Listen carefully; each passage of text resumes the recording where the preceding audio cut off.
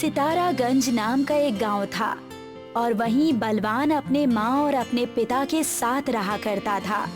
बलवान बहुत ही आलसी था, जिस बात से उसका परिवार हमेशा परेशान और हताश रहता था।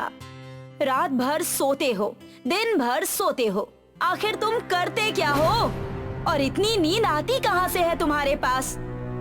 माँ, क्या तुम भी? अभी बस 2 बज रहे हैं, अभी नहीं सोऊंगा तो कब सोऊंगा? तुम्हारे इस आलसी पने से हमारा परिवार कितना जूझ रहा है। पिताजी ने तुम्हें कितने दिनों से देखा नहीं, वो जब भी आते हैं तुम उस वक्त सोते ही रहते हो। रात भर मच्छरों की वजह से नींद नहीं आई, इसीलिए दिन में सो रहा हूँ।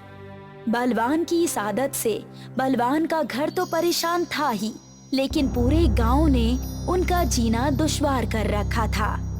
तुम केतो जी, कहाँ तरफ जा रहे हैं आप?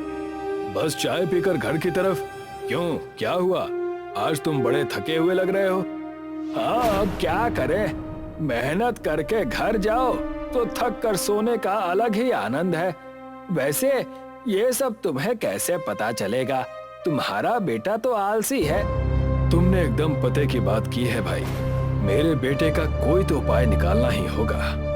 बलवान के पिता वहां से निराश होकर चले जाते हैं और बलवान को नींद से उठाकर उसे घर की परेशानी के बारे में समझाने लगते हैं। बेटा, तुम मेरी बात सुनो।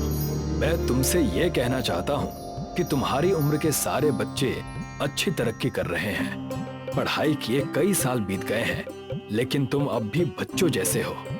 पिताजी, क्या हम इस बारे में कल बात करें? मैंने रात भर जागकर शूरवीरों की तरह जंग जीती है। तुमने कैसी जंग जीती? ये क्या कह रहे हो? बलवान और उसके पिता दोनों बात कर ही रहे थे कि उसकी खिड़की से घूमर चाचा ने उनकी सारी बातें सुन ली। तो ये राज है, बलवान सिर्फ नाम से ही नहीं, असल में भी बलवान है। एक अनोखी जंग जीतकर हमारे गांव में आया है, ये बात सभी को बतानी होगी।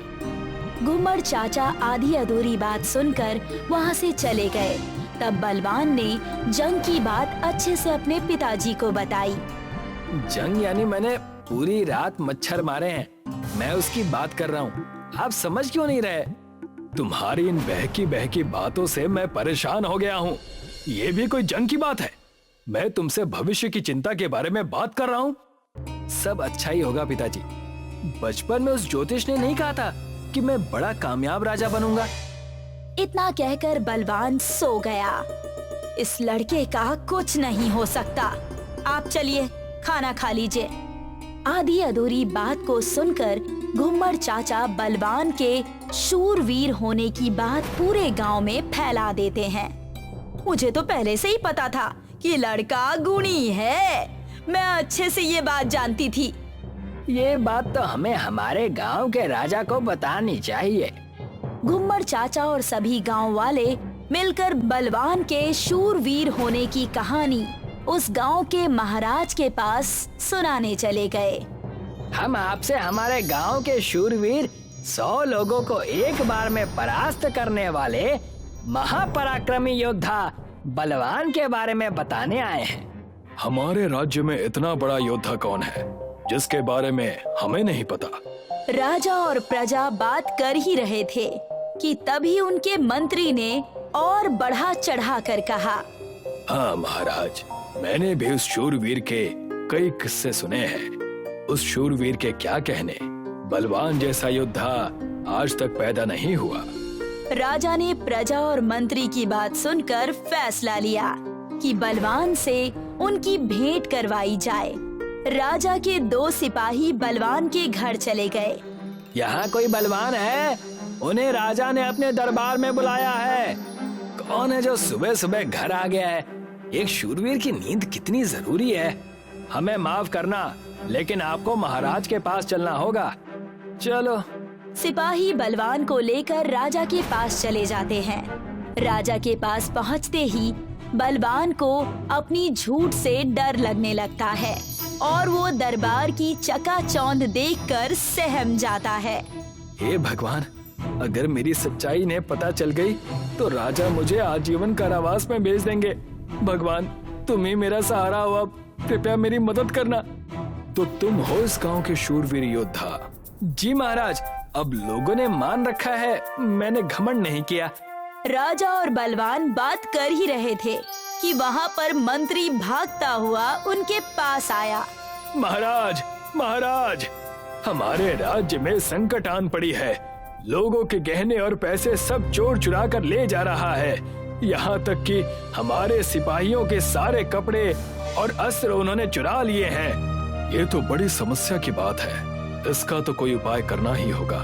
अरे हाँ, हमारे पास हमारे गांव का शूरवीर तो है ना, ये कार्य उन्हें सौंपा जाए। उनका तपोबल और महाबल यहाँ काम आएगा। महाराज के आदेश अनुसार बलवान को जंगल में छोड़ दिया जाता है और साथ ही साथ बलवान को कुछ खाने की चीजें और कुछ कपड़े दे दिए जाते हैं। हे भगवान, इतनी रात गए जंगल में मुझे अकेले छोड़ दिया। पता नहीं यहाँ क्या करूँगा, कैसे पकड़ूंगा उन चोरों को। मुझे तो बड़ा डर लग रहा है। बलवान ठंड में कांपते हुए जंगल के अंदर चला गया और वहीं एक पेड़ के नीचे डर के मारे बैठ गया। अगर मैंने उन चोरों को नहीं पकड़ा तो राजा मुझे आजीवन कारावास में डाल देंगे।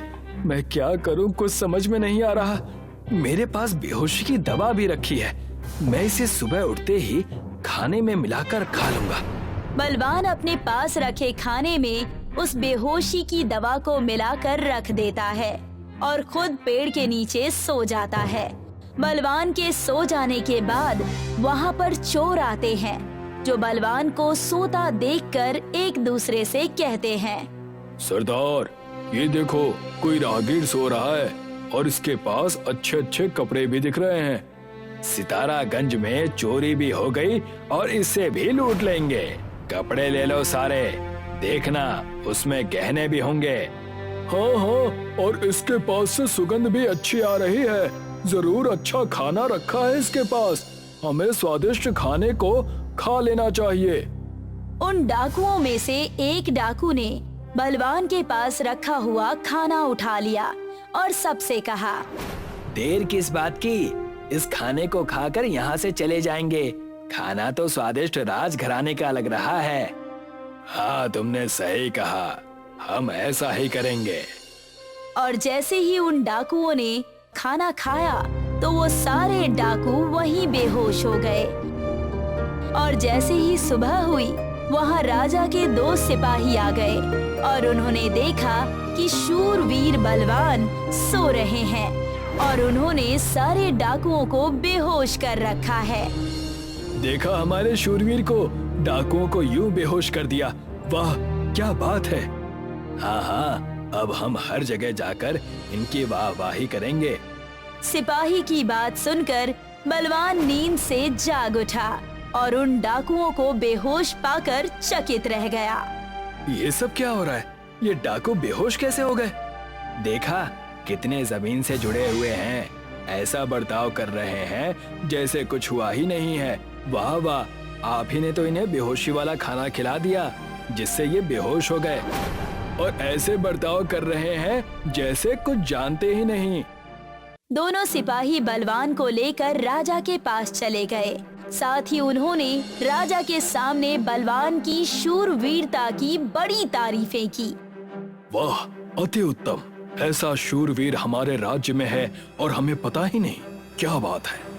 उतने में ही राजा का मंत्री जोर से दौड़ता हुआ राज दरबार में आ गया। महाराज, हमारे राज्य में दूसरे राज्य के राजा और उनके सिपाहियों ने हमला कर दिया है। हमला? हमारे पास शूरवीर है, हमला! हाँ, हमारा शूरवीर योद्धा उन्हें चुटकियों में खत्म कर देगा।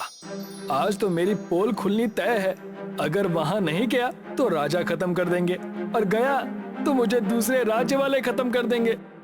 राजा ने एक बड़ा सा हाथी शूरवीर बलवान को दिया और बलवान को वहां से भेज दिया। सितारागंज का राजपाट हमें चाहिए, चाहे जैसे, हम इसे लेकर रहेंगे। महाराज, लेकिन हमने सुना है कि सितारागंज के राजा के पास एक शूरवीर है जो 100 लोगों का एक साथ सामना कर सकता है। और उतने में उन्होंने देखा कि बलवान एक बड़े से हाथी पर बैठकर उनके सामने आ रहा है। हाथी जैसे जैसे उनके पास बढ़ता आ रहा है, दूसरे राज्य के राजा और सिपाही डरते जा रहे थे। देखा इसे, ये अकेला हमसे युद्ध करने आ रहा है। मुझे बड़ी घबराहट हो रही है। ये कहकर राजा ने अपने पीछे मुड़कर देखा तो पूरी युद्ध भूमि खाली हो चुकी थी। बलवान जब तक उस युद्ध भूमि में पहुंचा, उसने देखा कि सब डरकर भाग चुके हैं और जैसे ही सितारागंज के राजा वहां पहुंचे, उन्होंने देखा कि पूरी युद्ध भूमि खाली हो चुकी है। अब से बलवान, तुम हमारे राज्य के युद्ध के प्रतीक हो। तुम हमारे सर्वश्रेष्ठ सेनापति हो। इसे ही कहते हैं अंधों में काना राजा।